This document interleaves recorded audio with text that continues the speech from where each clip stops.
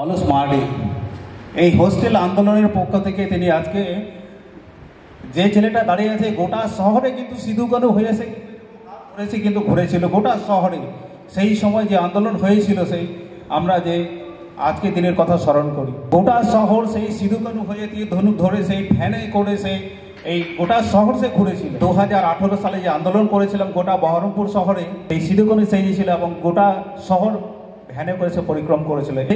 ST hostel আছে মেয়েদের ইনি এই ছেলেটাই এবং তার সঙ্গে তার যারা ছিল তারাই কিন্তু আজকে থেকে চকচকে ঝাঁঝা যেখানে বিল্ডিং দেখা যাচ্ছে সেটা কিন্তু তৈরি হয়েছে।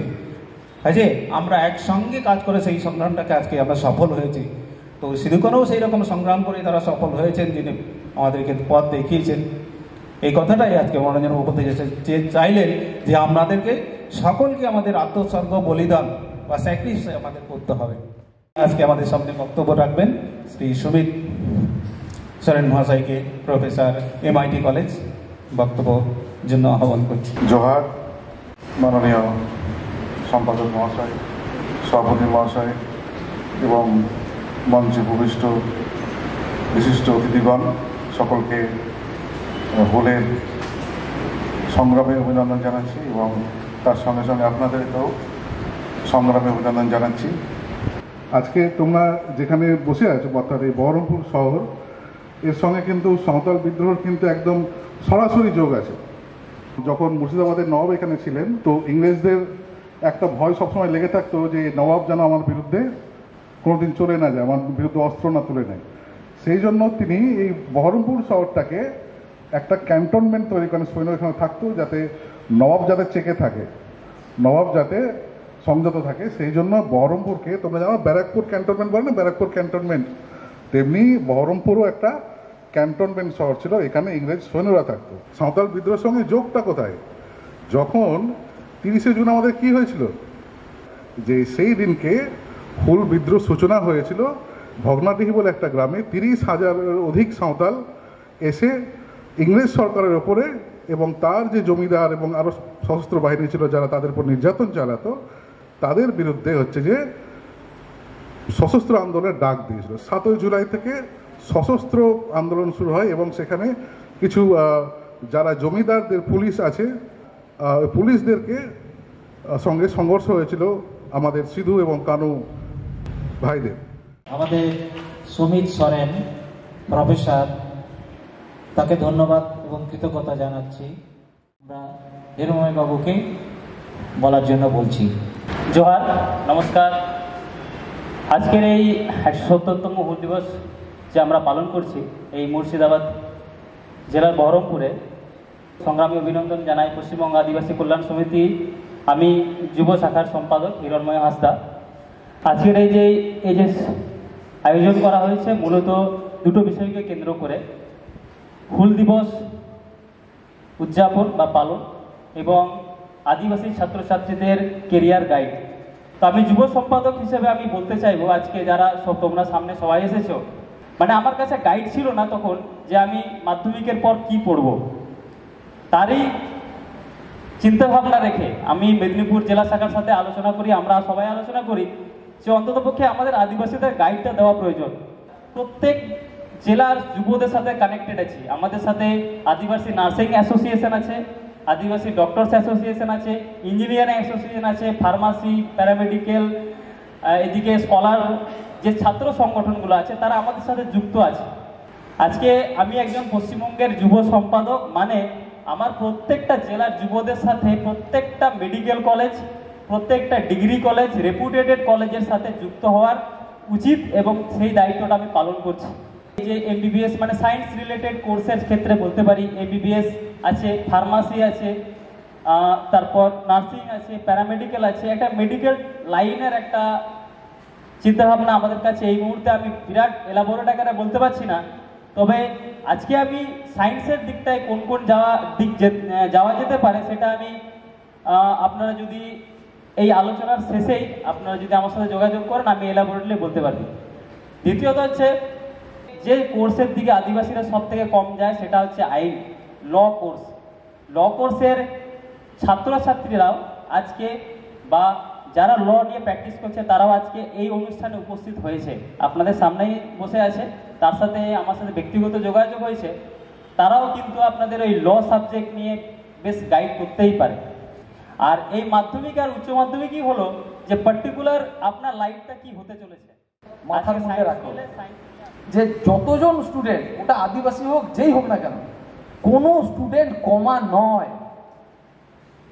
আমাদের যেটা মুশকিল হয়, যেটা গার্জেনদেরও মানে মুশকিল হয়, স্টুডেন্টদেরও যেটা মুশকিল হয়, সব সময় সেই স্টুডেন্ট অথবা কোনো গার্জেন অথবা কোনো টিচার, আমি নিজেও টিচার, এই বিষয়টা, এই ভুলটা করেই থাকি, একজনের সাথে আরেকজনের তুলনা এবং তাকে কোনো না কোনো অ্যাঙ্গেল থেকে মানুষ হিসাবে ছোট করা।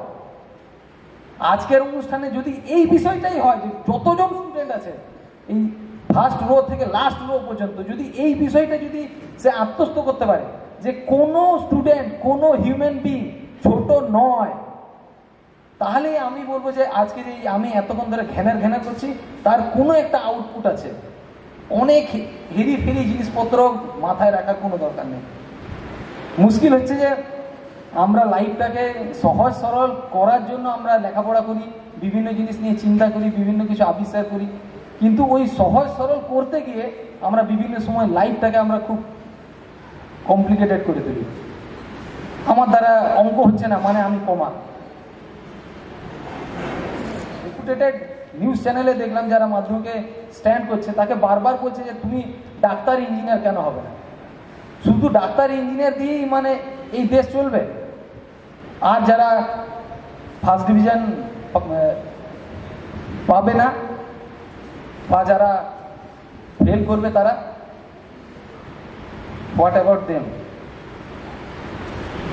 তাদের কি, তারা কমা?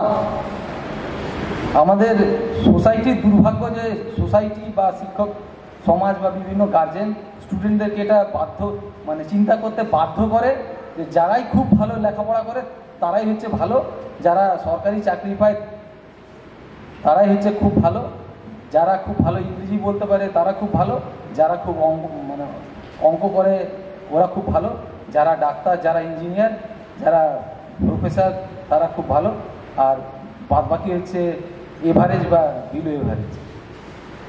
ভুল ধারণা। যে কেউ যদি বলে যে আমি রেডিও জকি হবে, শুধু গান শুনতে ভালো লাগলেই সে রেডিও জকি হবে এরকম নয়। রেডিও জকি হওয়ার জন্য সেই প্রত্যেকটা গানের রিদিম বোঝা, গানের তাল বোঝা, একটা গানের সাথে আরেকটা সুরের কি ডিফারেন্স, সেই বিষয়গুলোতে দখল, প্রত্যেকটা গান কোন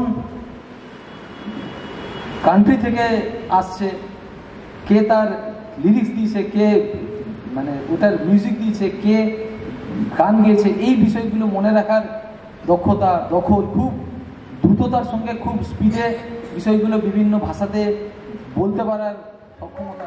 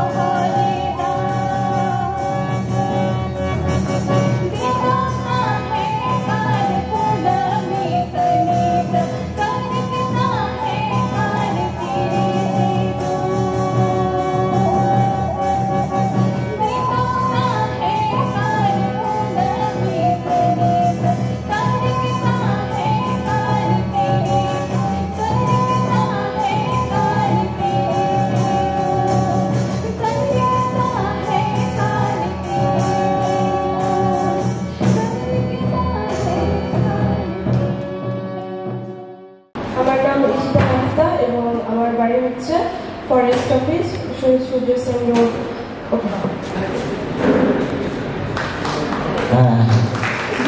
সঙ্গে মাও আছে। এখানে হচ্ছে পূজা সরেন, মালদা ডিস্ট্রিক্ট গঙ্গা ব্লকের ময়নাফলা আতুগুনি এখানে। যুব সম্পাদক হিরণময় হাঁসদা। হ্যাঁ, তো হাততালি হোক জোরে। আচ্ছা, আমার নাম জ্যোতিকা মুর্মু, আমার বাড়ি সাতগাছি নপাড়া। আমি এইচএসে 70% মার্কস পেয়েছি। আচ্ছা, এবারে আছে বাসিল হেমব্রম। বাসিল হেমব্রম। আমার নাম বাসিল হেমব্রম, মণিগ্রাম থেকে এসেছি, 69% মাধ্যমিকে পেয়েছি। Thank you. একটু হ্যাঁ মানে একটু ছবি হচ্ছে তো, হ্যাঁ রেডি সারহাও। এরপরে আমাদের কিবরিয়া সাহেব। ᱤᱧᱟᱹᱜ ᱧᱩᱛᱩᱢ ᱫᱚ ᱦᱩᱭᱩᱜ ᱠᱟᱱᱟ ᱥᱩᱨᱚᱡᱽ ᱦᱮᱢᱵᱨᱚᱢ। ᱤᱧ ᱥᱤᱵᱯᱩᱨ ᱦᱚᱞᱫᱤᱵᱟᱱ ᱠᱷᱚᱱ ᱤᱧ ᱦᱮᱡ ᱠᱟᱱᱟ। ᱤᱧ ᱩच्ᱪ ᱢᱟᱫᱽᱫᱷᱚᱢᱤᱠ ᱨᱮ 71% ᱤᱧ ᱧᱟᱢ ᱠᱟᱫᱟ।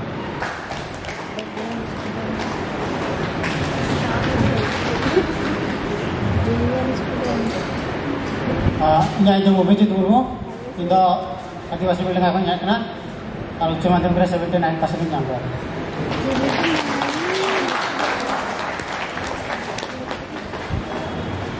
আচ্ছা,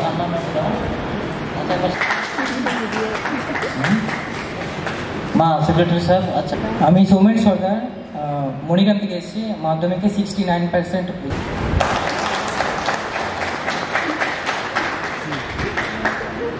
Johan Sanamko, in the Dr. Shivananda Hasda, Murshidabad Medical College में हुल दिवस ना हिस्ट्री दा तो बन लिया जाना बेसी दो तो मैं टका दा नहीं लिया और जे अब ब्लड रे बिना एसटी का नाम आदिवासी उना जातो ओके बाका बटे बाको सीना होता रहेगा ना लेबल लड़ाया तीनों दिन अब ब्लड स्ट्रीम रे उना आदिवासी जिनिस का बिना तीनों दिन वो लड़ाया मेटे मेटे हजूब पे निया और निजे पहुंचे हैं। আমার নাম doctor Tripuru Hansda, Murshidabad medical college থেকে এসেছি আর আমার বাড়ি হলদিয়া।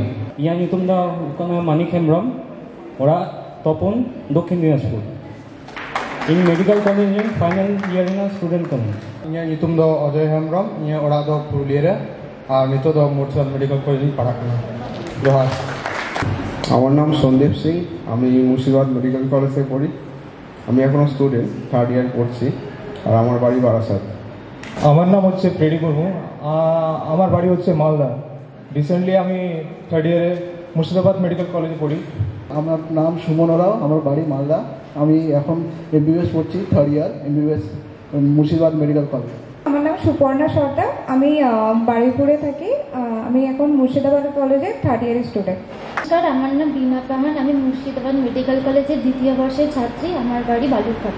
12 पास 11 क्लास 10 पास तो যতটা ইচ্ছে থান গিয়া যে নোয়া পর চলে শিখে তো নোয়া জায়গায় তিনু কথা অডিওর আইডিয়া বনো যে এরপর আমি কি করব।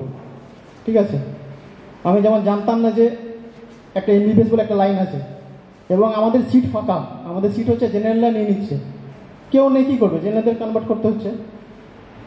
তো 12-এর পর একটা নিট হয়, ইঞ্জিনিয়ারিং একটা এন্ট্রেন্সও হয় যেটা হচ্ছে জেই, আর এখন তো নিট ইউজি হয়ে গেছে। আগে ছিল এআইপিএমটি ছিল প্লাস হচ্ছে জয়েন্ট ছিল, এখন হচ্ছে নিট হয়ে গেছে। তো 12-এর পর এখন হচ্ছে খুব মানে অনেক সুযোগ সুবিধা আছে গভর্নমেন্ট থেকে। এসটিদের জন্য কোচিং ফ্রি, সব ডিস্ট্রিক্টে একটা করে কোচিং ফ্রি আছে, প্লাস মান্থলি স্টাইপেন্ড দেয়, যাওয়া আসার জন্য মান্থলি স্টাইপেন্ড।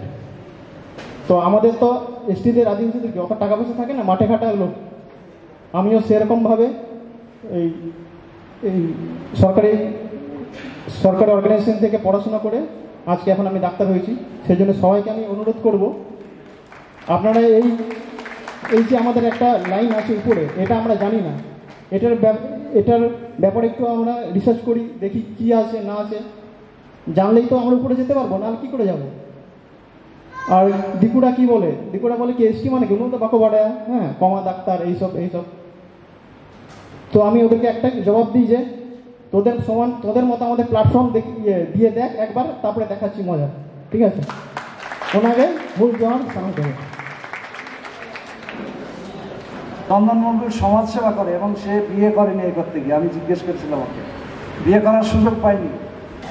যথেষ্ট সেবামূলক বিভিন্ন কাজের সঙ্গে, মানুষের কাজের সঙ্গে যুক্ত।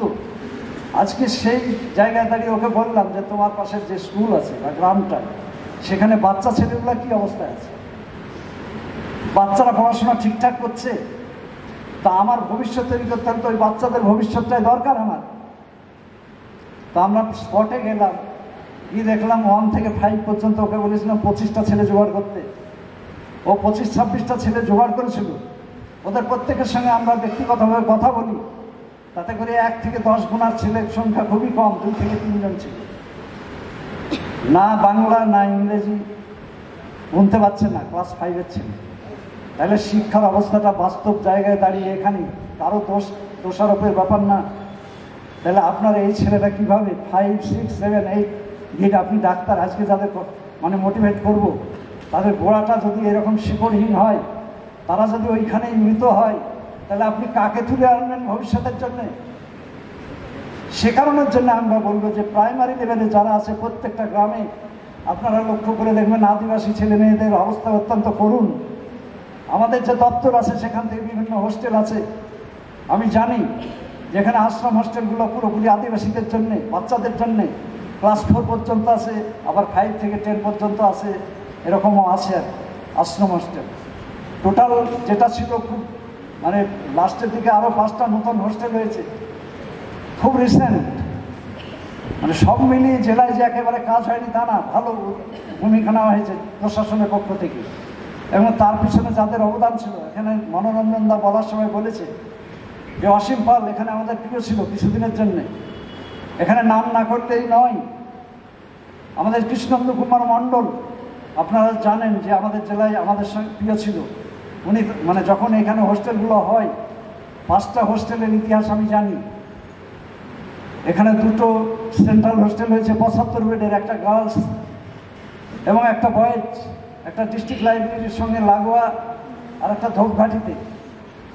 এই 2টো হোস্টেল তৈরি করার জন্য তখন কৃষ্ণেন্দু বলছিলেন ল্যান্ডের অফিসার, জায়গা পাওয়া যাচ্ছিল না, উনি জায়গা খুঁজে দিলেন, অসীম পাল সেইটা এক্সিকিউটিভ করলেন এবং সারা রাত খাটতেন উনি। আমি জানি 12-1টার সময় যখন এটা সফল হচ্ছেন, তখন ওই রাত্রে ফোন করে আমাকে বলে পিটিয়া সাহেব এই কাজটা হয়ে গেল। কি আনন্দ অসীম পালের মধ্যে আমি সেদিন দেখেছি যে একটা কাজের লোককে কাজের সুযোগ দিলে সে করতে পারে না এমন কিছু নয়। এবং তার উদ্যোগে এই 2টো তো হোস্টেল হলোই, চোরদিঘিতে গার্লস এবং বয়েজ 2টো, তারপরে আমার এই নবগ্রামের যে 2টো হোস্টেল, এই 4টে হোস্টেল, টোটাল বিল্ডিংয়ের জায়গা মানে কীভাবে কালেক্ট করেছে, মানে জায়গাগুলো আদিবাসী মানুষজন দান করেছে, তাদেরকে উদ্যোগ নিয়ে আনা। এবং এই সংগঠন, আজকে যে সংগঠনের ছাত্ররা আমরা এখানে মিলিত হয়েছি, এই সংগঠনের একটা বিশাল ভূমিকা ছিল যে সব মিলিয়ে এই যে একটা উদ্যোগ, সেইটা সফলভাবে সার্থক হয়েছিল খুব শর্ট টাইমের জন্যে। অসীম পাল এখানে প্রিয় ছিল আর কৃষ্ণেন্দুবাবু ল্যান্ডের অফিসার ছিলেন। এই 2টো কম্বাইন্ড একটা শক্তি দারুণভাবে কাজ করেছিল। আর একটা বিষয় এখানে বলতেই হয় যে কৃষ্ণেন্দুবাবু পরবর্তীকালে আমাদের এখানে প্রিয় হয়ে এসেছিল এবং তার উদ্যোগে প্রতিটা হোস্টেলে যাতায়াত, বাচ্চাদের সঙ্গে কথা বলা, একটা আদিবাসীদের নিয়ে একটা আলাদা একটা চিন্তা ভাবনাই ছিল ওর মধ্যে, একটা সবসময় কাজ করতো এবং ওদের দ্বারা অনুপ্রাণিত হয়ে আজও আমি ওদের পেছনে ঘুরি। মানে বহু কাজ আমাদের চলো স্বপ্ন দেখি কথা এরা সবাই জানে, আমাদের যারা এখানে মঞ্চে আছেন, যে তারা কিভাবে আদিবাসীদের জন্য, বাচ্চাদের জন্য বই থেকে আরম্ভ করে বিভিন্ন সময় কোভিড পিরিয়ডে আমাদের যে কর্মকাণ্ড দারুণভাবে আমরা চেষ্টা করেছি সমস্ত প্রশাসনকে কাজে লাগিয়ে। আমরা ব্যক্তিগতভাবে সবটা পারি তা নয়, প্রশাসনকে কীভাবে কাজে লাগাতে হয় সেটা ওদের কাছ থেকে শিখেছেন। সিদ্ধে জনু, চাঁদ ভাইরো, ফুলো জানু, এদের সবাইকে প্রতি আমি আন্তরিক শ্রদ্ধা নিবেদন করে সভাপতি হিসেবে আমার শেষ বক্তব্য 2 মিনিটে করে দিচ্ছি। ধন্যবাদ জ্ঞাপন যারা এসছেন আমাদের সামনে। যুব ইউনিটের বাবু প্রথম থেকে আমাদের ছবি তুলছেন, তাকে ধন্যবাদ। হল ব্যবস্থা যারা দিয়েছেন, কালেক্টরেটের যারা পরিচালক, তাদেরকে ধন্যবাদ জানাচ্ছি কল্যাণ সমিতির পক্ষ থেকে। জানাচ্ছি যারা মাইকম্যান, তাকে ধন্যবাদ জানাচ্ছি। যারা রান্না বান্না করে খাইয়েছেন তাদেরকে ধন্যবাদ জানাচ্ছি, এবং যারা মোটিভেটর হিসাবে এসেছিলেন তাদেরকে ধন্যবাদ জানাচ্ছি, এবং কিবরিয়া সাহেব যিনি প্রথম থেকে শেষ অবধি আমাদের সঙ্গে আছেন, এবং আমাদের সম্পাদক পৌলুসবাবু, চন্দনবাবু, এবং আরেকজন আমাদের আছে জেমস, যারা এখানে, এবং আরেকজন মজিহারা যারা এই দায়িত্বে ছিলেন। এবং সব থেকে বেশি ধন্যবাদ এবং কৃতজ্ঞতা জানাবো আমাদের অনলি ওয়ান পিস আমাদের মজিহারা মনোরঞ্জন দা, ওনার জন্য একটু জোরে হাততালি হোক। আমি ভাবছিলাম কিছুই না জানি কেমন হবে, ওটা আর সিভিল হয়ে গেল। তার জন্য যারা রান্না করেছে তাদেরকে আমরা ধন্যবাদ এবং কৃতজ্ঞতা জানাচ্ছি। প্রশাসন যারা আমাদেরকে অনুমতি দিয়েছে তাদেরকে আমরা ধন্যবাদ এবং কৃতজ্ঞতা জানাবো। আমাদের বয়োজ্যেষ্ঠা রেবেকা দি আমাদের সঙ্গে এসছেন, আপনারা যারা এসছেন।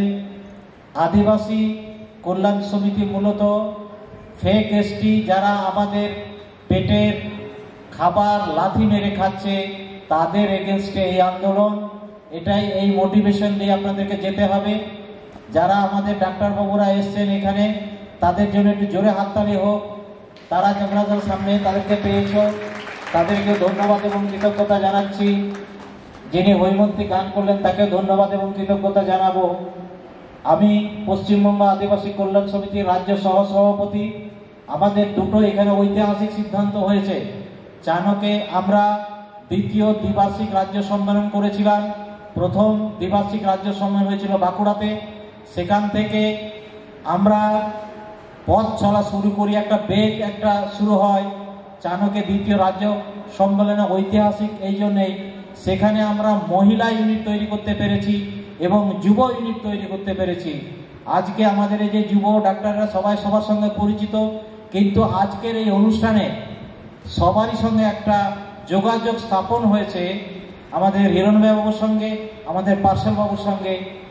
ফলে যুব গোষ্ঠী নির্মল এবং এরা হয়তো চলে গেল, তাদের জন্য একটা জোরে হাততালি হয়ে যাক, তারাও এখানে সংগঠিত হলো। আমি ধন্যবাদ জানাবো আমাদের যে সমস্ত ছোট ছোট বাচ্চারা এসেছিল, তাদের যিনি নিয়ে এসেছিলেন তাদেরকে, সর্বোপরি তাদেরকে শেষ ধন্যবাদ জানাচ্ছে আমাদের ডনবস্ক, আমাদের ম্যাডাম যারা প্রথম থেকে আমাদের কল্যাণ সমিতির আছেন। চানকেই বলুন যেখানে অনুষ্ঠান হয় ওনার কাছে আবেদন করলেন, তারা খুব সুন্দর হয়েছে। আমাদের সিস্টারের জন্য একটু জোরে হাততালি হোক। আমরা ধন্যবাদ এবং কৃতজ্ঞতা জানাচ্ছি ওনাকে, এবং এই বাচ্চারা নাচছে এদের জন্য একটু জোরে হাততালি হোক। আর বেশি দীর্ঘায়িত করব না। মনে রাখবেন 30শে জুন আসবে। আমরা এই অনুষ্ঠানটা 30শে জুন করব না। আমরা ভাবছি মাধ্যমিক বা উচ্চ মাধ্যমিক রেজাল্টের পর আরো দুর্দান্তভাবে সার্চিং করে যুব ইউনিটের উপর আজকে দায়িত্ব নির্মলবাবু এবং ডক্টরবাবু যারা আছেন, এই যুব ইউনিটের যারা মুর্শিদাবাদে আছেন তাদের উপর আমরা দায়িত্ব দিচ্ছি। আমাদের রাজ্য কমিটির তরফ থেকে বিহাফ অফ সেন্ট্রাল কমিটি আমি দায়িত্ব অর্পণ করছি এই অনুষ্ঠান যেন যুবরাই করে, আমরা শুধু ঠেকা দেওয়ার জন্য থাকবো। অর্থাৎ অর্থনৈতিক সাপোর্টটা আমরা করব, কিন্তু অর্গানাইজ করবে যুব সমিতি।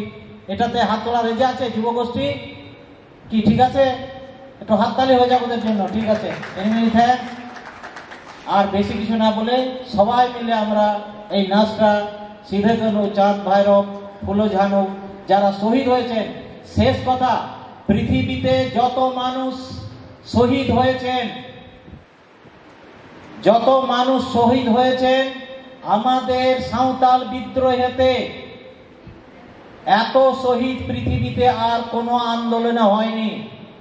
অর্থাৎ আমাদের 30,000 লোকের মধ্যে যদি 15 থেকে 20,000 মানুষ শহীদ হয়ে থাকেন, পৃথিবীর কোনো আন্দোলনে কোনো ইতিহাসে এত পরিমাণ মানুষ আত্মত্যাগ করেননি, রক্ত বলিদান দেননি। আমরা তাদের নাম বেশি উচ্চারণ করি, কিন্তু সাঁওতাল বিদ্রোহ হচ্ছে প্রথম বিদ্রোহ, হুল দিবস, যেখানে আজকে আমরা দাঁড়িয়ে আছি, যেখানে ব্রিটিশদের মতো একটা দণ্ডন্ড প্রতাপশালী একটা সাম্রাজ্যের মধ্যে যাদের সূর্য নাকি পূর্ব থেকে পশ্চিমে অস্ত যেত না, সারা বছরই তাদের সূর্যাস্ত থাকতো, সেই রকম একটা প্রতিভা শক্তিশালী একটা সাম্রাজ্যের বিরুদ্ধে লড়েছিল। এই হুল বিদ্রোহের সামান্য গ্রাম থেকে উঠে আসা একটা বিরাট একটা জন আন্দোলন তারা তৈরি করতে পেরেছিলেন। তাদেরকে হাজার হাজার কোটি সেলাম জানিয়ে আমি সভাপতি হিসেবে আজকে অনুষ্ঠানের শেষ বক্তব্য রাখলাম। সেই সঙ্গে সঙ্গে আপনাদের ধন্যবাদ জানিয়ে सीधे कनो जीत कर चाँद भाईरो जीत कर फूलो जानो जीत कर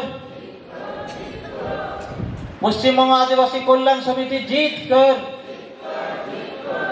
धन्यवाद, नमस्कार।